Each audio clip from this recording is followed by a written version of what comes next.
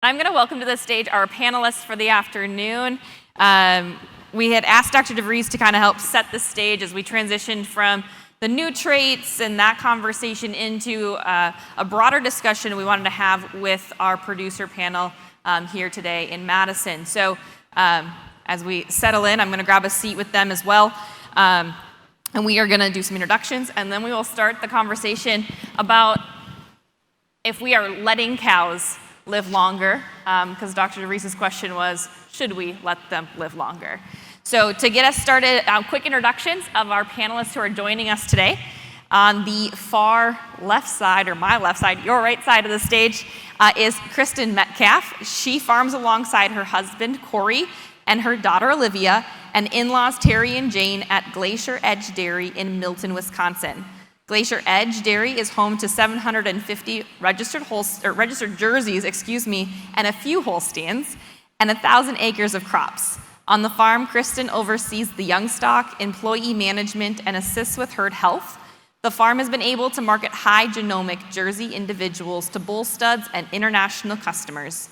Their small herd of Holsteins has also been a top Holstein USA herd for BAA in Wisconsin.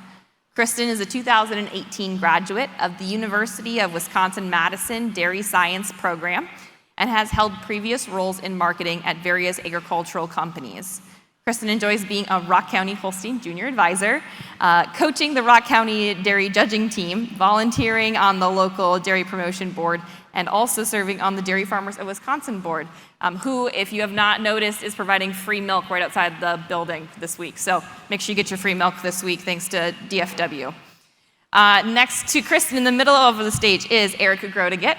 Eric lives in northeast Wisconsin, where he farms with his wife, Rosario, and his uncle's family at Grotegut Dairy Farm, Inc. This year, the team was named Innovative Dairy Farmer of the Year by the International Dairy Foods Association.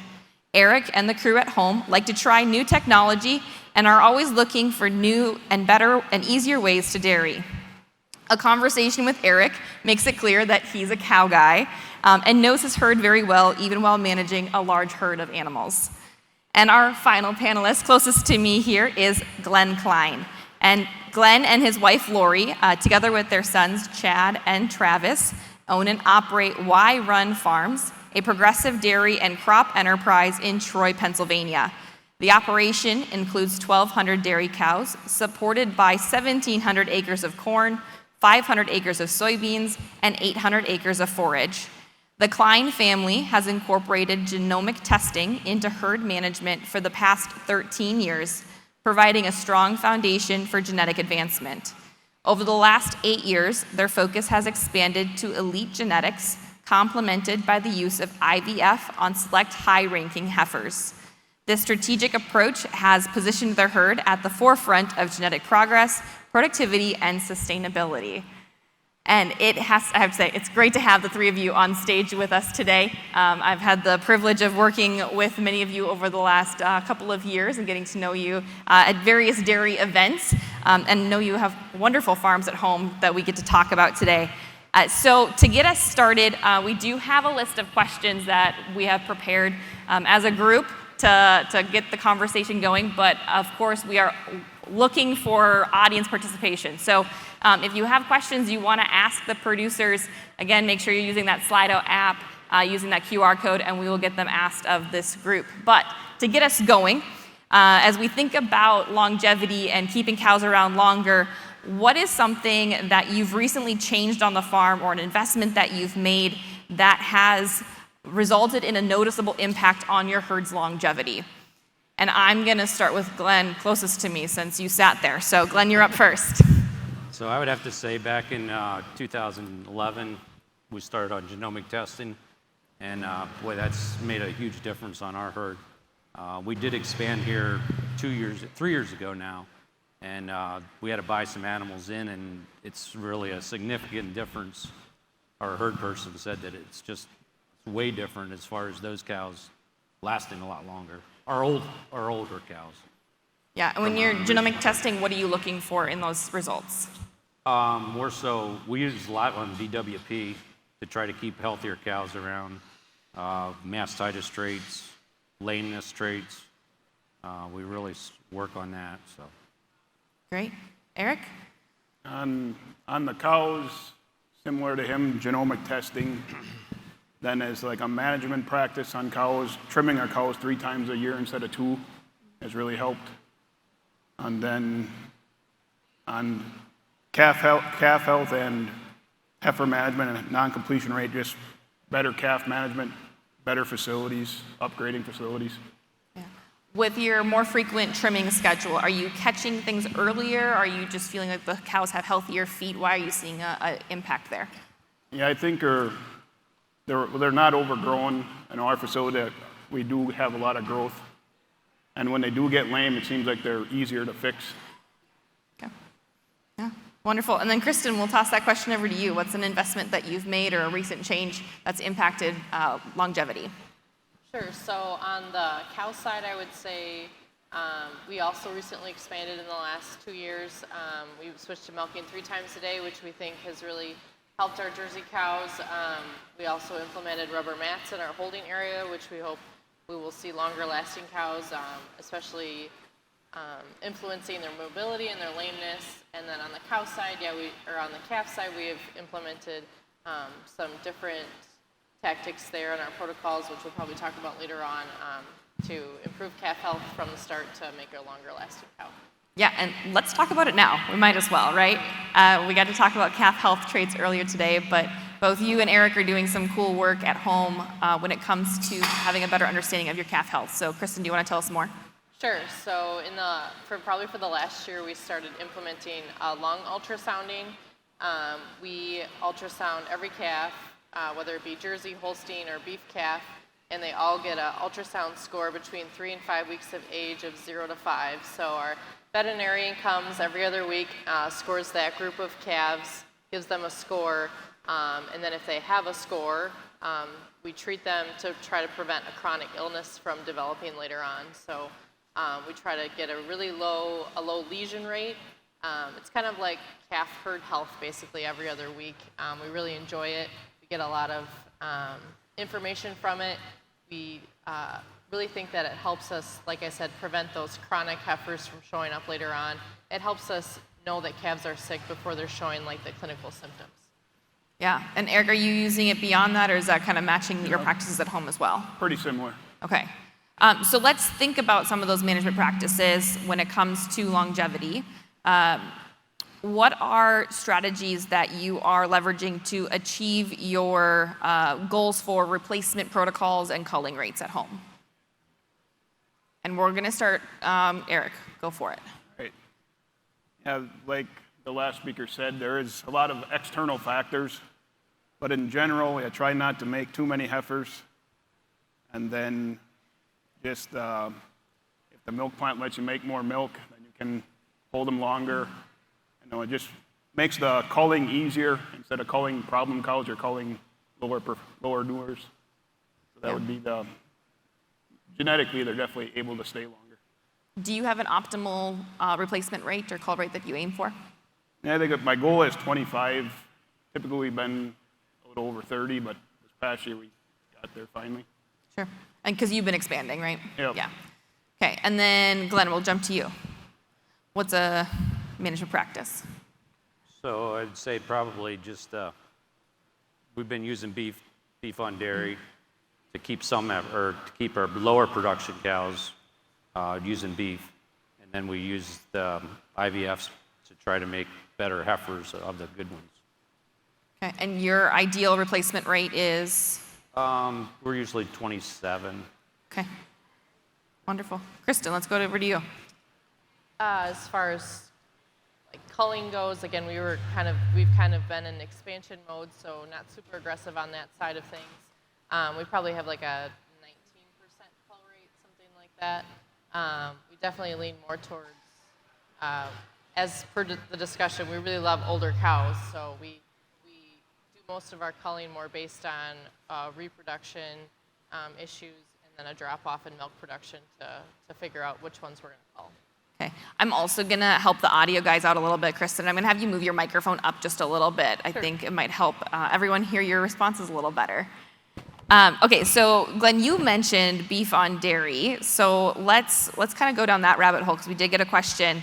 How does beef on dairy impact your viewpoint on longevity?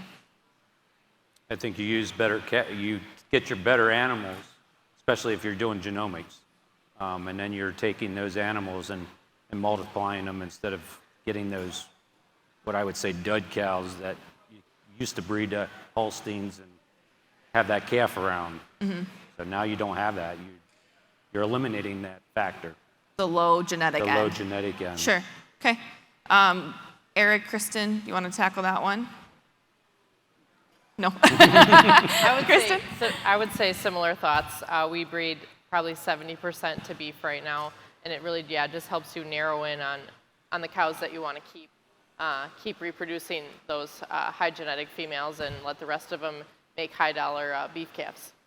Yeah, so we've got our ideal replacement rates that we're shooting for. I guess, Kristen, we missed what yours was, sorry. I don't have a good number. You don't have a good number, that's fair. If you could have a cow that could live as long as she wanted to stay, how long would you like to be able to keep cows around? 6, 7 lactations, if they're profitable. Yep. I mean, you're always going to weed them top cows out because you have something better coming in. So if you're in an expansion mode, you're going to keep them around. If you're not in an expansion mode, you might not.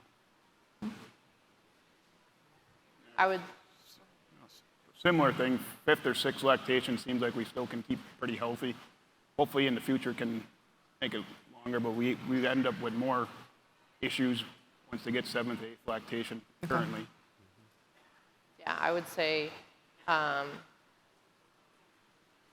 would like to keep cows as long as possible. Like we said, I love old cows, but ideally once they get to that 6th lactation, then you're like, okay, you've reached what I would like you to be at, and from now on you can just live out your days. Yeah, absolutely. So when we think about breeding for longevity and trying to get that cow herd to be more mature, how are you selecting in your reproductive and genetics programs to make that happen? So I'm assuming productive life, but beyond that, or what are you considering? And we'll start, Eric. I usually use index first, and then I try to make sure there's no bad traits in linear reproduction, no quality, and then high production. That seems to make a cow that's good. Mm-hmm. Yeah. Kristen? As far as selecting for genetic traits with the jerseys, we do focus a little bit on some type traits just because we think that influences how long they're going to last. We tend to focus on udder depth, rear udder height. We think that those attachments and udder depth really help our cows live longer. They're easier to manage than longer in the barn. We look at CCR. We do also focus on something my husband has really honed on is breeding for strength, especially in our Jersey calves. We like to see a lot of strength, especially when they're in with these beef calves right now. So we want them to be able to compete right alongside them, be competitive at the bunk. So we do focus on strength as well. Okay, and then Glenn, what's on your list? So what I'm looking for is I use a bunch of the DWP, ICC, and net merit. I use some. I don't use as much probably as I should, but I don't. And try to compare them, and then try to pick out the bulls that I'm interested in, so we're not picking the wrong ones. But trying to get the best genetics all the time. Absolutely. So there's a 70% usage of beef semen happening right now across the country. Are you concerned about a national shortage of heifers as a result of that?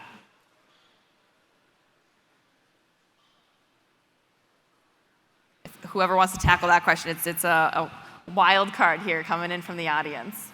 I think just that the cull rates in general just going to become normal. I think 25% will probably be normal just because it has to be, but then you'll manage to make the heifers enough.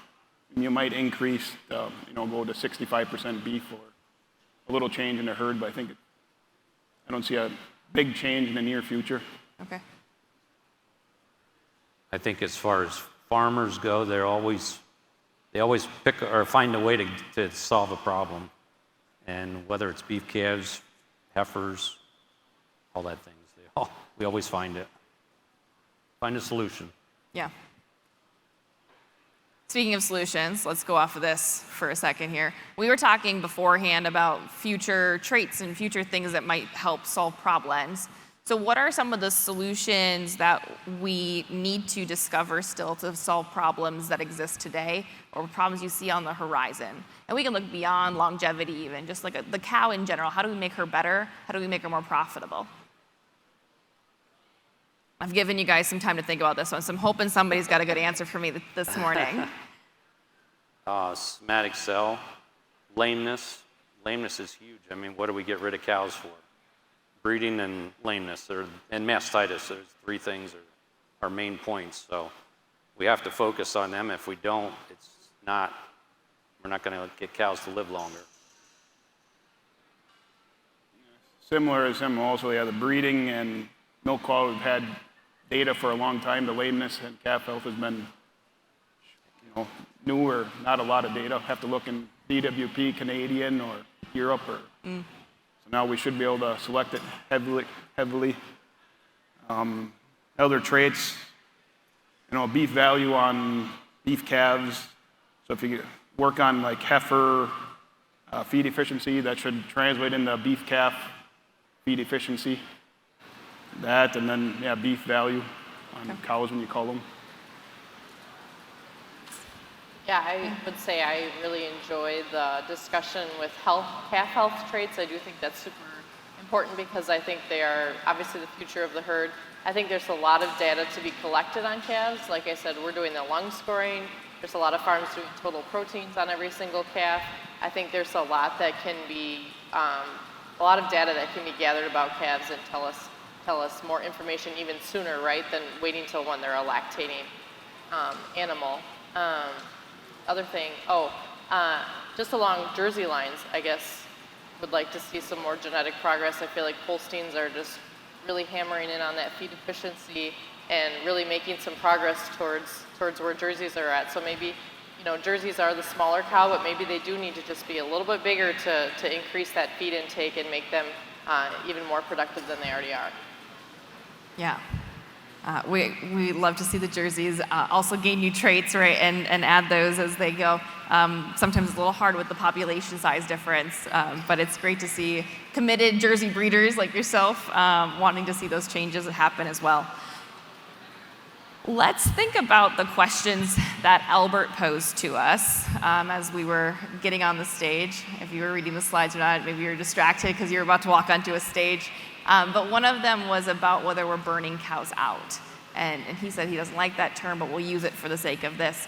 Do you feel like your cows are getting to that point that that's why they're leaving, because you've burnt them out, you've used up everything that's in them, and it's just time for them to go? Or do you feel like you're sending a cow that just doesn't meet the criteria to stay in the farm anymore? I think in our situation where we were growing, we didn't really burn cows out, but cows that we bought in, you could really tell a difference. Those cows were just, they didn't last as long as our home cows that were bred for years of our own breed. So, and that was not just something that we've seen it in our herd, but our herds person, that she just came in 3 years ago. She says, I can tell a difference just by the cows that you guys bred earlier on to the ones we bought in. And then how are you managing that transition from those low genetic value animals to elevating your whole milking herd potential? Beef. Okay. Beef on dairy. Those cows there, we just don't breed back to Holstein. Sure. They're making milk for the time being. Okay. Yep. Eric, Kristen? Then in our situation, 15 to 25 years ago, it seemed like I was selling cows every day for, a lame cow, a mastitis cow, a pneumonia cow, something all the time. Where now most cull cows are Monday afternoon. You might have one or two here and there throughout the week, but it's kind of, yeah, so you don't have the burnt out and they have to go now. Yeah. I would agree. I don't feel like when we're sending cull cows, it's not the older cows that are burnt out. And I really hate that term, but I wouldn't say it's the cows that are burnt out. I would say it's more those cows that have dropped off reproductively, and we've let them kind of hang out and keep producing milk, but then as soon as they drop in that milk production, that's when they reach our cull cow list. I think if we're using like management tools correctly and really looking at some different traits when we're breeding, I don't think we should be burning cows out. They should be able to live productive lives and healthy lives until they naturally kind of reach that dip in milk production. Yeah.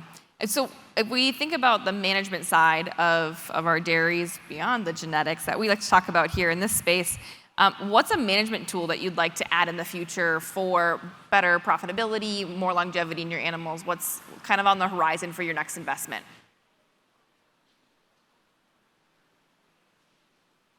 For me, I think probably automatic lameness detection. Now we do a lot of, well, me or one of the hoof trimmers check every cow, and then the shift leader and the parlor and cow mover try to detect them, but you still miss some.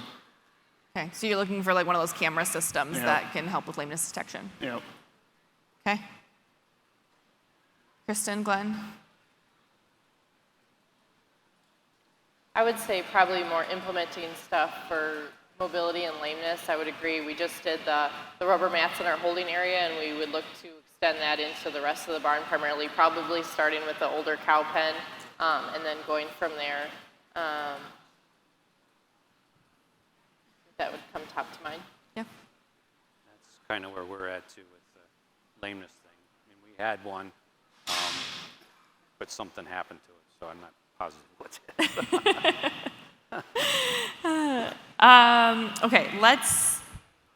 Okay, we just got a question. Let's do what is the average lactation in your herd, and are you happy with it? Ours is right around like 4.2, I think, when I looked at Dairy Comp last night, which I admittedly probably is younger than we'd like to see because we just expanded, right? So we had a lot of springers. We have a lot of first and second lactation cows. So happy with 4.2 now, yes, but would definitely like to see it closer to the 5 and 6 lactation range in the future.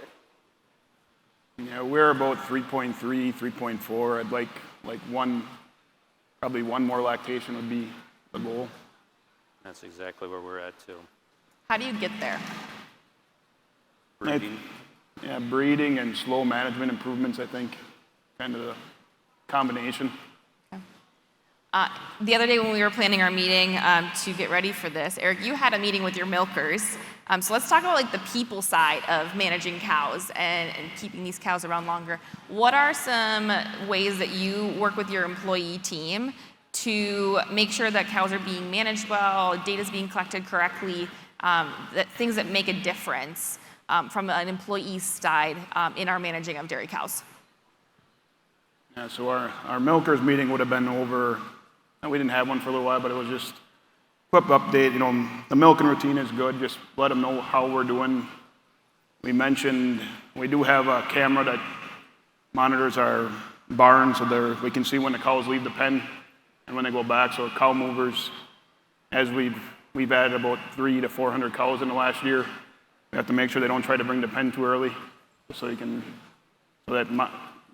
so that technology reads the lie down time per pen. So 2 pens were getting under 12 hours, and the rest were longer. And one was after the fresh pen, and the fresh pen now is bigger. So now we have to take that pen 10 minutes later, 3 times a day. Just then that 30 minutes you're not standing. Those kind of things. Yeah, stockmanship is always hard to train, but I always think they're really bad stockmanship people. But when you look at them, I always get a little bothered. Oh, you should do this or that, but you always improve the stockmanship and moving them slow. Fresh cows entering parlor, those types of things. Yeah. Kristen, Glenn, from a people perspective? I would say, for more background knowledge, we started our dairy in 2017, and then we expanded in 2023. So it's been a fast-moving vehicle, a lot of flying by the seat of our pants. last year at one point we kind of realized a lot of our staff was jack of all trades but master of none. So it was, how do we get people more specialized in certain areas? How do we keep them there? How do we better manage their time? We hired a herds person this last year, and she has been fantastic. And then we've also focused in on some calving pen protocols, because not only are like the calves the future of your herd, but we all know that a good lactation starts off with a good transition period of getting that calf out healthy, but then also keeping the cow healthy. So focusing in on protocols for that, and making sure that everyone is recording everything properly, et cetera. Yeah. So I'm going to come from a different perspective a little bit because I'm a little older. I have a next generation coming in, and so it's been a challenge for me, being that I was always the cow person. So it's a challenge for me. So How do you work through some of that? through other people helping us, Okay. that's the biggest thing. And just, yeah. And now you get to take fun trips. This is Glenn's That's- first trip to World Dairy Expo, everyone. Yeah. So we're happy to have him here. Okay, so let's think long-term. Oops, sorry. Sorry, I'm actually going to switch this way. We've been talking about new traits all morning, right? So we've covered calf health, the new milking speed that came out in August, the changes to female fertility, the future of hoof health and mobility. There's a lot coming, and then John talked about some of the research projects that are ongoing. But as we implement new traits into the system, how long does it take for you as breeders and producers to start putting them into your programs, that we can see a difference in the cow herd from this new information? I would say right away we do. I mean, we don't mess around with it. Just like when genomics came out, we started right on it. And I'm not afraid to take chances. And I don't think it's really a chance when they come out with new traits. Mm-hmm. So. Yeah, for me, most of the time, right away. Depends on the trait a little bit if you think it's good for your herd or valuable. But yeah, then a couple new ones we're discussing are all ones I would use right away. Okay. I would say similar, and maybe not breeding specifically for that trait, but it's recognizing that it's there and then like avoiding the extremes. Yeah. How soon do you want them included in like an index of some sort? Because that's how most of you guys are breeding off of indexes, correct? Mm-hmm. Yeah. And I think as long as they're introduced at a low level and know they're correct, then it's hard to put up. Yeah, there's a lot of stuff in indexes already, so I won't do much. But at least it's not that trait should advance just because of the index instead of maybe maintaining or going backwards. Yeah, we talk a lot about if there's too many traits in the indexes, because we know the list gets long, and some traits or indexes have been simplified over the years, but it's always an interesting and lively discussion when the group gets going about whether there's too many traits or not enough traits yet in the index and how we manage that. And I'm sure John would have some comments. If anybody wants to have that discussion with him, I will stay out of that one. But I think that is where we are going to wrap up our conversation, y'all. Unless you have some closing thoughts, I will give you each a few seconds here. If you have anything you'd like to share as some final closing thoughts on our conversation today. I don't have anything. Not at all. I did like at the end there when you mentioned about indexes, like a lot of people wonder, is there too many traits? But I think it's all part of the farming perspective, right? Like so many of us have so many different dairy farms. We all have different preferences. And we have these great new technologies and tools that let you filter for what traits you want and what you want to look at. So why not leave them there as long as the data is there? Everyone farms and manages differently. Yeah, that's a great way to end this, Kristen. I like it. Okay, that is perfect. Well, I appreciate you all taking some time to sit on this stage with me. Glenn, to be here in Wisconsin and experience Madison and Expo for the first time, and both of you taking time away from, or all of you taking time away from your farms to be here with us today. So let's give our producer panel a big round of applause.